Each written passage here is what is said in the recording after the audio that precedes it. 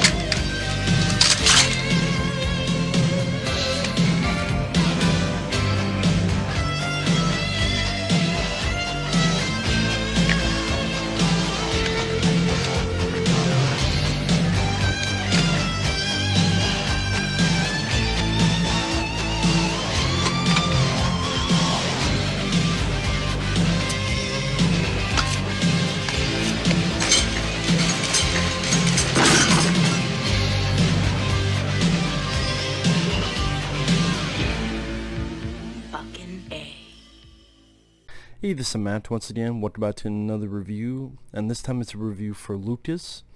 One of my thoughts on Scooby-Doo and the Witch's Ghost. Now,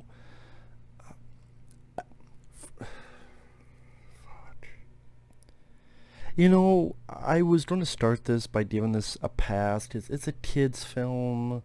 It's only an hour and hour and 9 or so minutes. It's not that long of a movie, but the only fucking good thing I can say about this is there's these 3 chicks called the Hex Girls that are hot. I don't mind their singing, and they're in this band, and in a Scooby-Doo movie, that's the only thing I could say, well, I liked that part. So then I'm like, well, why the fuck am I giving it a goddamn pass?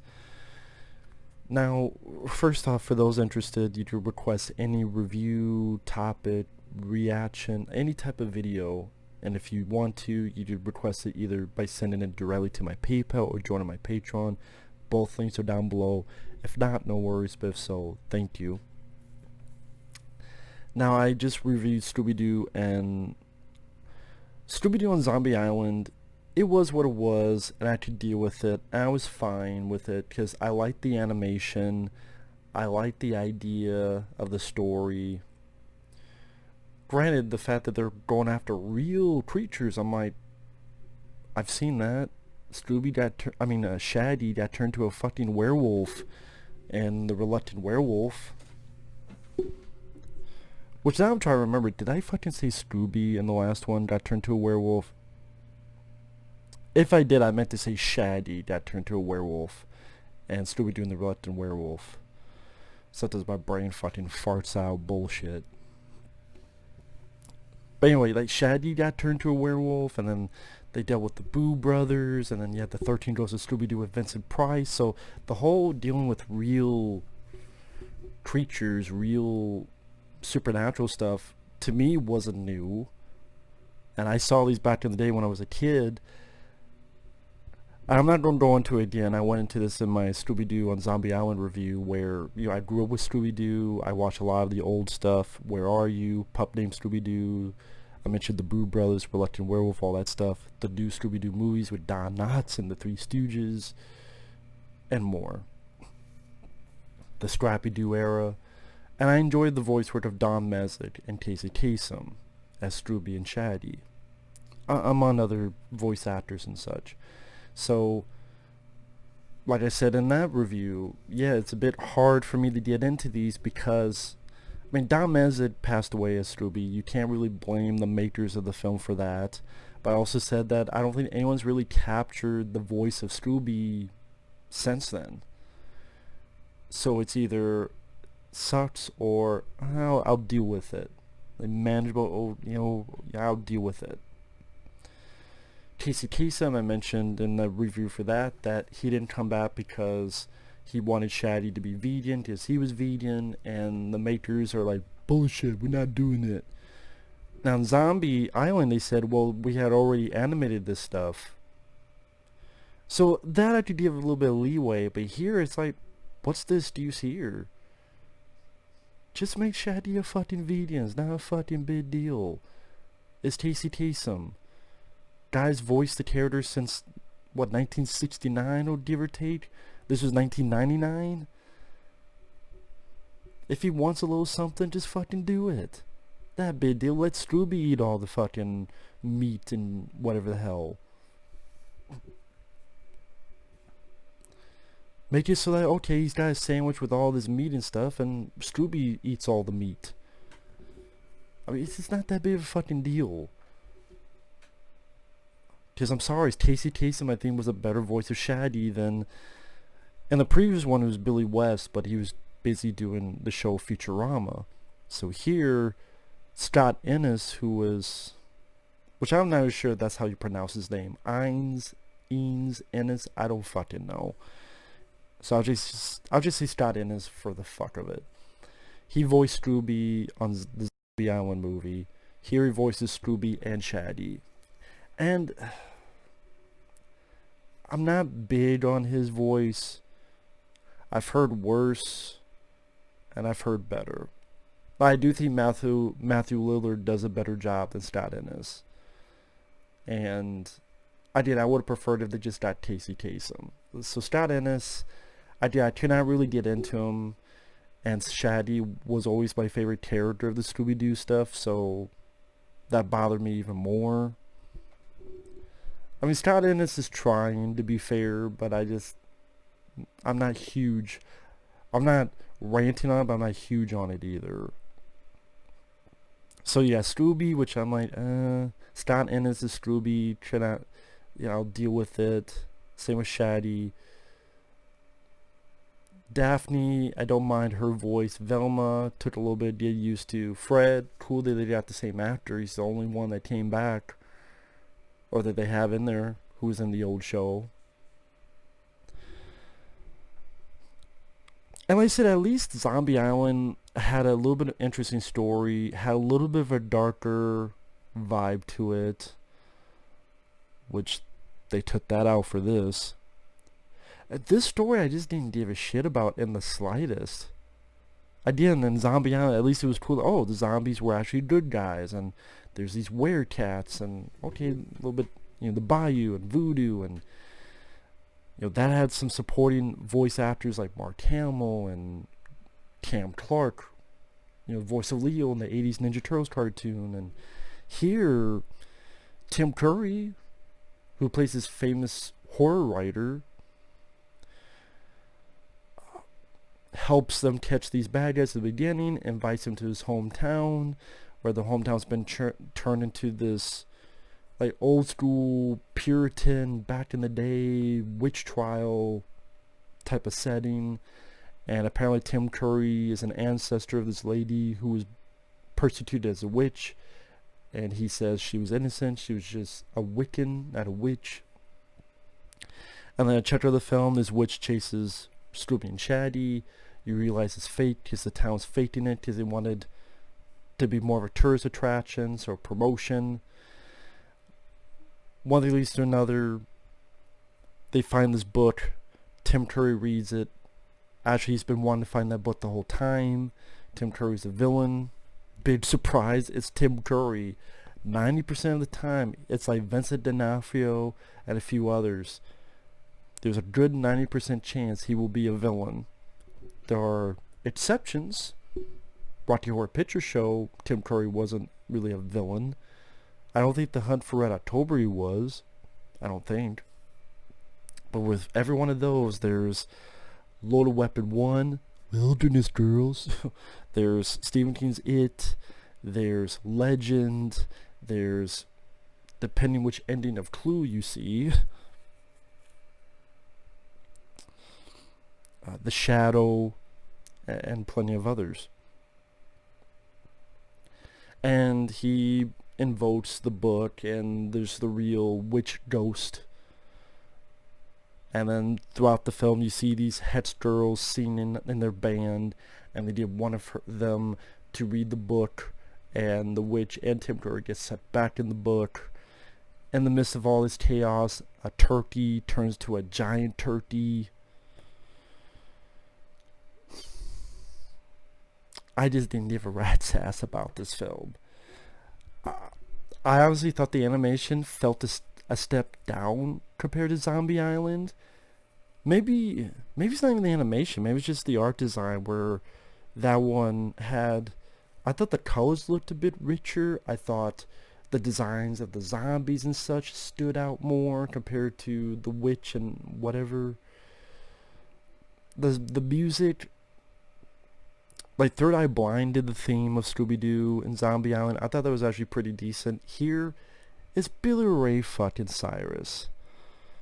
Okay, I'm not a fan of Billy Ray Cyrus. I don't give a fuck about his achy breaky heart. Break a piece of a Kit Kat bar, shove it up the ass for all I care, and then take a bite. And I don't give a fuck. Like, Billy Ray Cyrus, don't know him as a person. Could be a nice guy. I think he's a shitty actor, like he was in... What was that fucking Jackie Chan film I saw? I reviewed it, Spy Next Door. He's a shitty actor. He's also I don't care for him as a singer. You hate country music? You know what? I'll listen to Garth Brooks. What's that song at the end of Frequency? Look up the end of Frequency with Dennis Quaid. A song like that I'll listen to. That was Garth Brooks. Billy Ray Cyrus, no.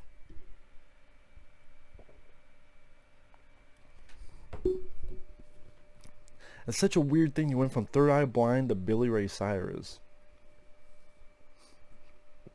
Tim Curry, the whole time I'm going, he's a villain.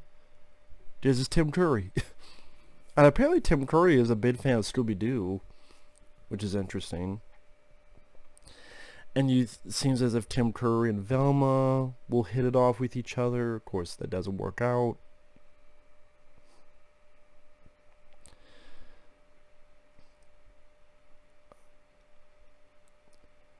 Which I guess is what they kind of tried to do with Seth Green and Velma in the live-action Scooby-Doo 2 movie. Which that comes to mind because also at the end of this, there's a scene where they're passing the book and it goes to one person and the other. That's another thing they did in the Scooby-Doo 2 Monsters Unleashed movie, where they pass someone off and one gets stuck and they throw it to another person and they get stuck. So that's at least two things. And Scooby-Doo 2 came out after this. And for those interested, I did review the two live-action Scooby-Doo films. The first one I can enjoy, and Scooby-Doo 2 Monsters Unleashed I did not. If you want to know why, feel free to watch those reviews. Yeah, I apologize. I'm still trying to get better from being sick. And like some of the lines of dialogue, Velma actually says, "I'm falling and I can't get up." Granted, that might have been because she just said that to fake out as part of this trap, where they find out the fake ghost.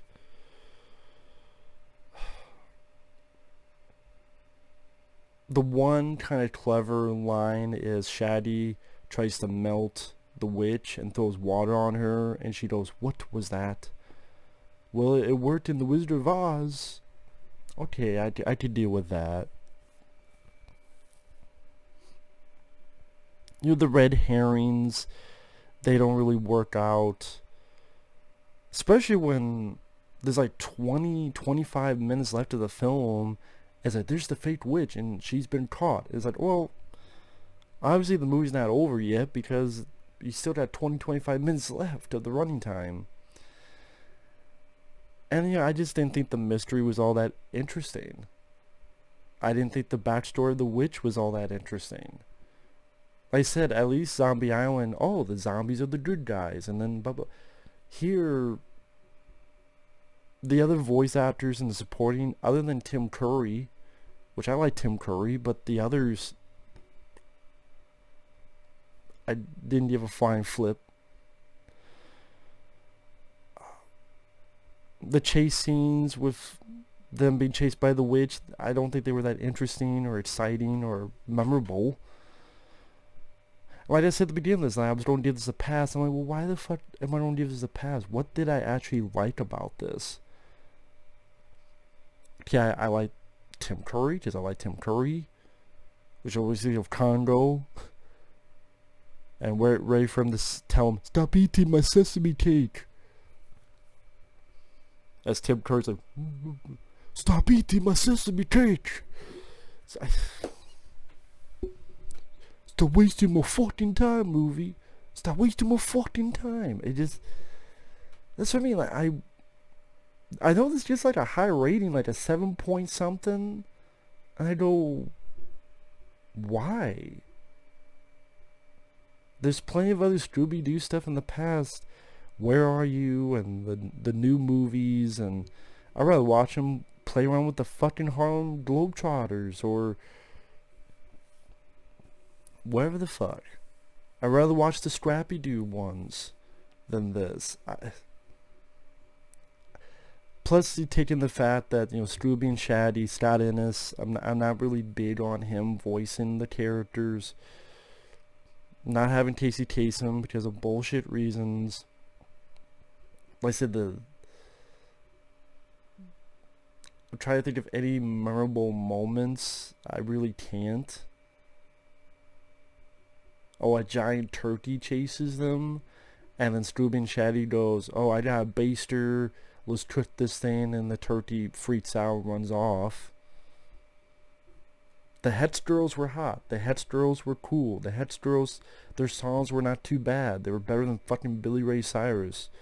So, like I said, other than Tim Curry, the only other thing I can say is I like the Hetz Girls. And apparently I'm not alone, because they actually appeared in other Scooby-Doo shows and movies after this. So, they definitely made an impression. So just go on YouTube and type in the Hetz Girls and just watch them. They're hot, not bad singers, and there's nothing to the characters. They're just a very lame red herring, because I didn't buy for 1 second that they were the villains. So, that's what I want. I don't know what the fuck else to say.